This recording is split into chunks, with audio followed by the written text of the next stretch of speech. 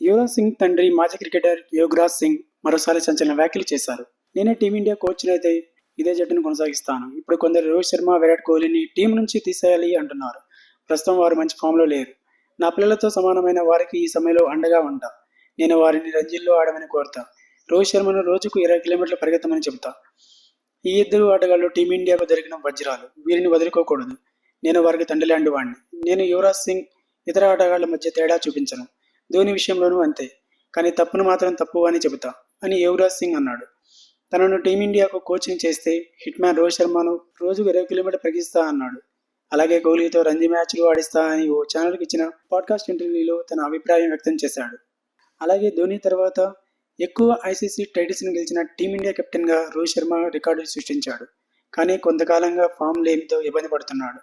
ICC champions ట్రోఫీలో విజయం సాధించిన తర్వాత వాటన్నిటికీ రోహిత్ శర్మ ఫుల్ స్టాప్ పెట్టాడు. వన్డే ఫార్మాట్ నుంచి ఇప్పుడప్పుడే తప్పుకునే ఉద్దేశం లేదని చెప్పాడు. రోహిత్ మరికొన్ని రోజుల్లో 38వ వసంతంలోకి అడుగుపెట్టనున్నాడు. ఈ నేపథ్యంలో టెస్ట్ క్రికెట్లో అతడి భవిష్యత్తు గురించి పలు ఊహాగానాలు వినిపిస్తున్నాయి. ఈ దశలో యువరాజ్ సింగ్ కీలక వ్యాఖ్యలు చేశాడు. టీమిండియా మాజీ క్రికెటర్ అయిన యువరాజ్ సింగ్ గతంలోనూ అర్జున్ టెండూల్కర్కు 12 రోజుల శిక్షణ ఇచ్చాడు. దీని తర్వాతే అతడు గోవా తరపున ఆడిన తన మొదటి ఫస్ట్ క్లాస్ మ్యాచ్లో సెంచరీ చేశాడు. అర్జున్ను తనకు మరోసారి అప్పగిస్తే కేవలం 6 నెలల్లోనే అతన్ని ప్రపంచంలోనే అత్యుత్తమ బ్యాటర్ని చేస్తా అని ఈ మధ్య యువరాజ్ సింగ్ అన్న విషయం తెలిసిందే. మరిన్ని లేటెస్ట్ వీడియోస్ కోసం ఛానల్ని సబ్స్క్రైబ్ చేసుకోండి. Thanks for watching. Have a nice day.